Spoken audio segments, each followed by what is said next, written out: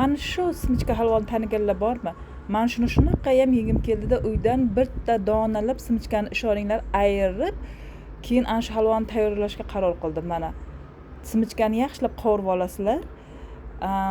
Bitta idishda shakar bilan suvni o'zidan qiyom tayyorladim men.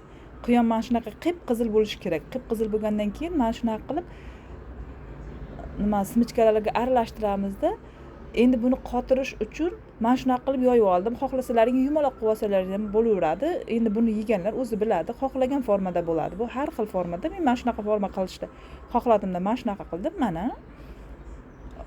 Juda ham sog'ingan edim, juda ham mazza qilib yedim. Izmirda menga yaqin yashaydiganlar erinayapman, tayyorlagim kelmayapti desa, xohlagan narsalaringizdan tayyorlab beraman. Tayyorlashni agar o'rganmagan bo'lsalaring, tushunmagan bo'lsalaring, albatta menga aloqaga chiqsalaring, o'rgatib ham yuboraveraman. Farqi yo'q. Keyin mana shunaqa qilib, qulay qilib to'rt burchak qilib kesib oldim. Men choy bilan yeyishni buni yaxshi ko'raman. Qulay bo'ladi. Keyin buni muzlatgichga qo'yib, 15 daqiqa muzlatib oldim. Ajralib chiqsa oson bo'ladi.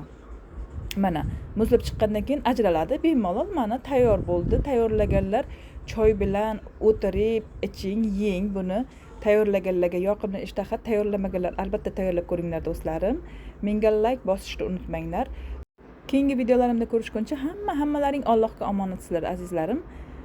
Juda ham mazali, juda ham chiroyli chiqdi. Sog' bo'linglar, salomat bo'linglar.